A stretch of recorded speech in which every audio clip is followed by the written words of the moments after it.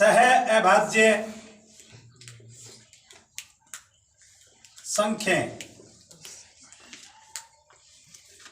जिसको इंग्लिश में बोलते हैं कोप्राइम नंबर। सह अभाज्य संख्याएं, जिसको बच्चों इंग्लिश में बोलते हैं कोप्राइम नंबर्स। सबसे पहले देखो, मैं आपको बताता हूं बच्चों, आपने पढ़ा है पहली प्रश्नावली में भाज्य संख्या क्या होती है। वह संख्या जिसको अभाज्य संख्याओं के गुणनफल के रूप में लिखा जा सके। या छोटी क्लासों में आपने भाज्य संख्या की परिभाषा पढ़ी थी। वह संख्या जिसमें दो से अधिक संख्याओं का भाग जाता हो। जैसे 6 एक भाज्य संख्या है, क्योंकि 6 में 1 का भाग जाता है, 2 का जाता है, 3 का जाता है, 6 का जाता है। फिर आपने पढ़ा है अभाज्य संख्या। अभाज्य संख्या वो होती है जिसमें या तो स्वयं का भाग जाता है या 1 का भाग जाता है। अब एक संख्याओं का समूह है, दो संख्याएं सह अभाज्य संख्याएं। अकेली कोई संख्या सह अभाज्य नहीं होती, समूह में से बच्चों वे दो संख्याएं जिनमें उभयनिष्ठ गुणनखंड कॉमन फैक्टर, उभयनिष्ठ गुणनखंड 1 या 2 हो, सॉरी 1 हो, भूल गया मैं, 1 हो। यानी बच्चों दो संख्याएं जिनमें उभयनिष्ठ गुणनखंड है वो केवल क्या हो, 1 हो। जैसे मैं यहां लिख रहा हूं बच्चों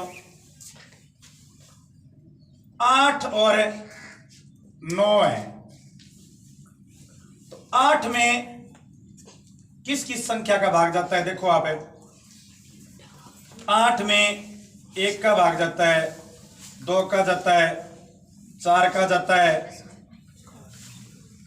और 8 का जाता है। 8 में 1 का भाग जाता है, 2 का भाग जाता है, 4 का भाग जाता है और 8 का भाग जाता है। और 9 में 1 का भाग जाता है, 3 का भाग जाता है और 9 का भाग जाता है।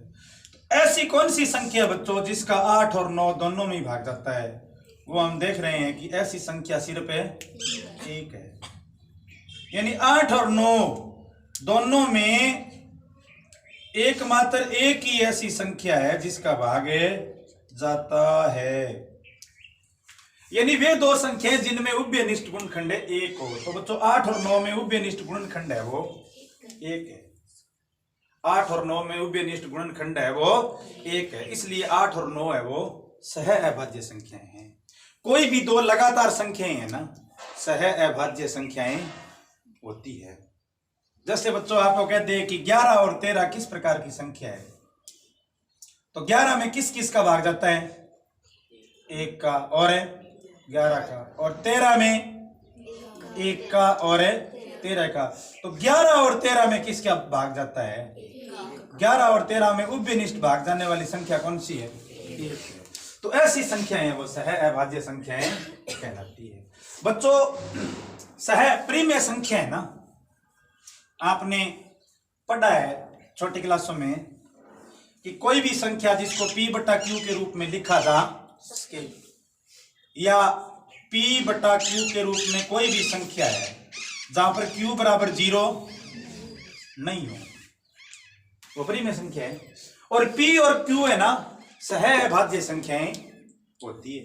जैसे आपको कहे ना कि 12/16 ये प्रिमेय संख्या है क्या, अभी ये प्रिमेय संख्या तो है लेकिन ये सही नहीं है, इसको न्यूनतम रूप में लाना होगा। जैसे ये 4 से कट रहा है, 4 तिया 12 और 4 चौके 16। तो ये बताओ कि 3/4 एक प्रिमेय संख्या है जिसमें 3 और 4 क्या है, सह अभाज्य संख्या है। 3 और 4 में कॉमन क्या है, 1। 3 और 4 में कॉमन गुणनखंड है वो 1 है, इसलिए 3 और 4 सह अभाज्य संख्या है। तो आपको याद रखना है कि प्रिमेय संख्या सह अभाज्य संख्याओं के रूप में होती है। मतलब कोई भी प्रिमेय संख्या है ना, वो p बटा q के रूप में होगी, जिसमें p और q सह अभाज्य संख्याएं होगी और q बराबर 0 नहीं होगा। मतलब प्रिमेय संख्या के जो अंश और हर होते हैं ना, उनमें एक के अलावा और कोई उभयनिष्ठ गुणनखंड नहीं होता है।